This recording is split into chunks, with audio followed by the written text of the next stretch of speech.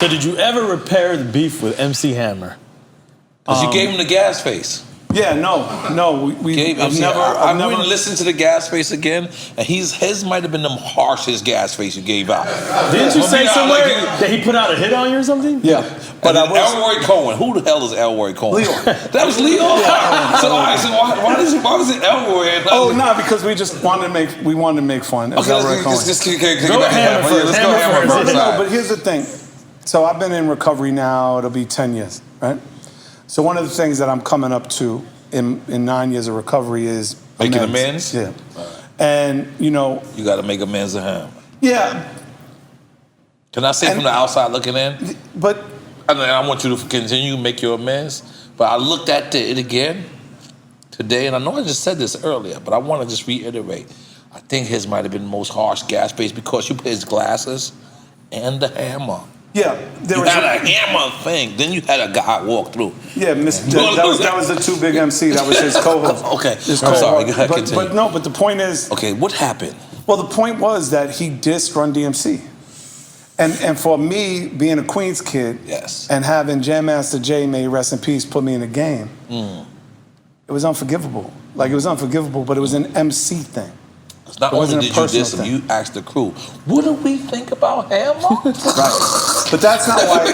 But that's not why you Hammer doubled down. Yeah, but that's not why Hammer put the hit out on us. Okay, all right, let's take it there. He legit put out a hit? Yeah. He put the hit out on us. Hammer is gangsta. He put the hit out on us because my old partner on the Cactus record, which was a song on the album, Hammer's record was Turn This Mother Out, right? Turn This Mother Out. Right. I know kind of all like hip-hop. that. Right. I know all hip-hop. Go ahead. My old rhyming partner said that the Cactus, our album, the Cactus turned Hammer's mother out. Oh. Right? But that, and let's be real clear about two things. We're lyricists first and always. Right. That was a dope fucking line, period. If I thought for 1 second, because I love my mother, if I thought for 1 second that someone would have misinterpreted that, I would have told that dude to take the line off the record. I'm not gonna lie, you was wrong. You know what I'm saying? I didn't turn your mother out? No, the Cactus turned Hammer's mother out, but I didn't say it. Okay. But again, because I'm the one who's in the front, because I'm the one, I took the heat. Right. And because it was my And that line was in response to the Run DMC diss you're saying he Yes, did? it was not, and also because his album was trash. Right? Like, we didn't like his album. We were from New York. But you brought his mother involved. Trash to you guys because a lot of the country was fucking with it. And again, for us... And in retrospect, looking at Hammer now, his career is a pretty incredible career. Yeah. He balanced out.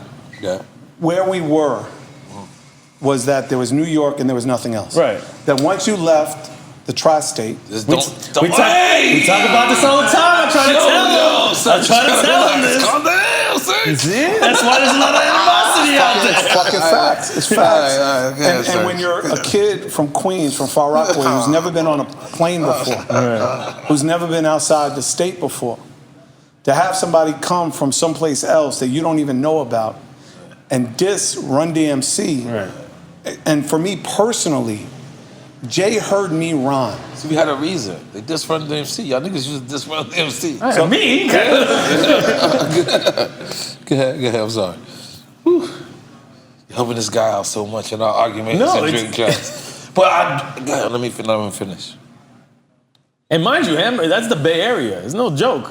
Yeah, but you saying at that time, like New York, for lack of a better term, looked at everybody else. Like, if you're not from New York, it's whack. That's the way the sentiment was put out there from New York. That's a fact. NWA wasn't out at that time? NWA was different. Okay. Because NWA respected, the beats that Dre had on that album were heavily influenced by Third Base. In fact, when Ice Cube, he said it on this show, when Ice Cube came to New York, he came to work with our old producer from the Cactus. Wow. Because that shit slapped. Wow. Right? Even MC8 from Compton's Most Wanted, on their biggest record, one time gaffled him up On the second verse, he said they got pulled over bumping the cactus. Wow. You know what I'm saying? So it was different. And also their message. That first album went further than a lot of artists in New York. Their message was different. Right. Because we were about fuck the police. We were about the dope man. We were about that. We weren't about Dre saying some drop science, we drop English. We weren't about that. But we were about everything else. And they respected the production. And Cube respected what we did, right? So LA was different. And it's, again, it's Ice-T. It's different. It was just cut different. The hip hop that Hammer was doing at the time was not indicative of what we thought was real hip hop. Native Tongues, NWA, Queen Latifah, Eric B. and Rakim. You know, it wasn't, right? So if I would have thought... It was a reflection of like Vanilla Ice type of thing. Yeah, well, it was worse. He put on Vanilla Ice. It was worse. It was worse than Vanilla. It was worse. MC Hammer put on Vanilla Ice? Vanilla Ice went on tour with Hammer. Yeah, but I mean, no, Vanilla Ice was worse than Hammer. Yeah, because at least Hammer's black. Right. So, right. But Hammer he came from an authentic place, Hammer. Whether you like it or not, that's subjective. Right.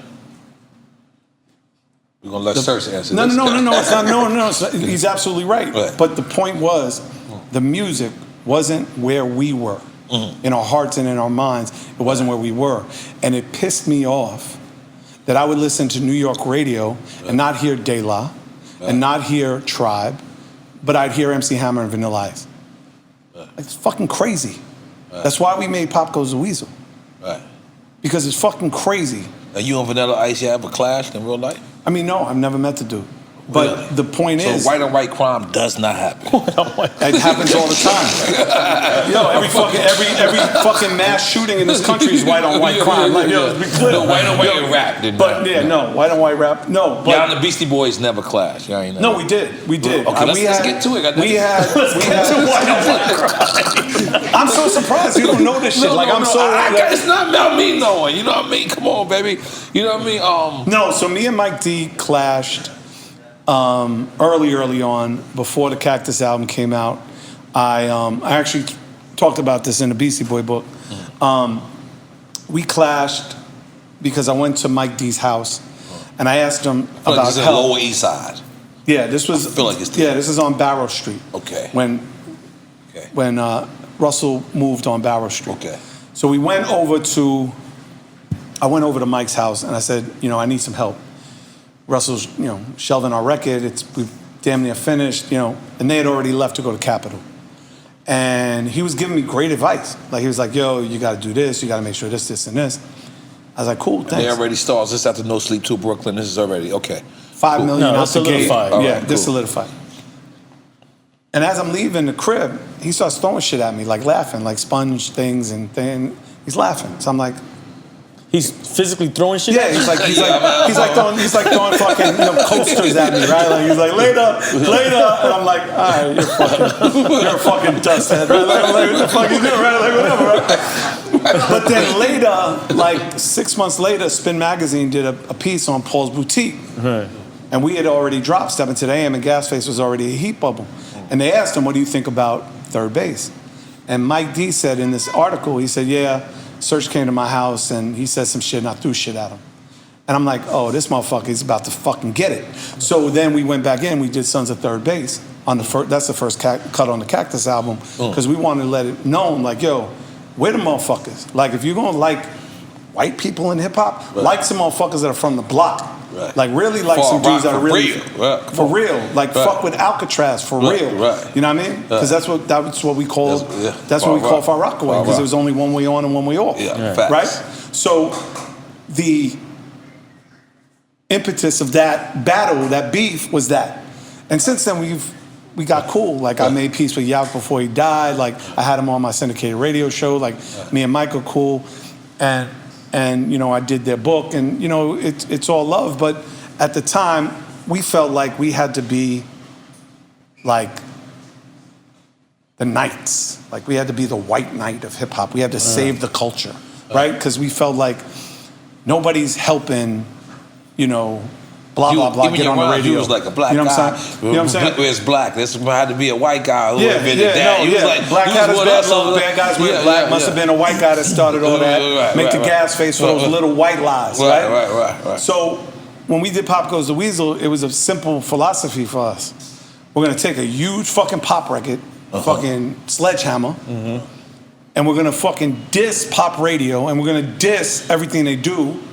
So if the record blows up and we go to pop radio, we can go in there and be like, yo, why aren't you playing this? Why aren't you playing that? Why aren't you? While we're here, you're gonna play this, and this, and this, and this, and this, and this. Right. It didn't work. Wow. We just became what we didn't want to be. And for me, my whole career was performing in front of black people. And within 6 months, I got white guys stage diving off my fucking stage. Like, I was like, the fuck is this? Like, I don't even understand none of this. Like, I don't understand what's going on. Like, what kind of fucking bizarro world did I just walk into, right? But for me, it's always been preserving black culture, and it's also been about representing and protecting artists. You know, it's always been that. You know, even, you know, and I'm gonna pivot here, but even with like Timeless, with our podcast company, like we just did a whole series on Big Daddy Kane that's coming out. Kane owns all that content. I don't own it. I licensed it to him for 15 years. I paid him to do it. And we did it in immersive sound design. I spent almost a year negotiating with Dolby Atmos to understand the schematics of how the ear pods work, how headphones work, so we could do 5.1 surround sound. So when you fuck with our podcast, you hear that shit. You hear fucking Kane in LG. You hear Kane on the block in Brooklyn. You hear when they're doing the karate kicks, watching the fucking Kung Fu movies on 42nd. Like, I wanted his story, Kane's story, to be more than the oratory. Like, I wanted you to be and understand the environment that he came from.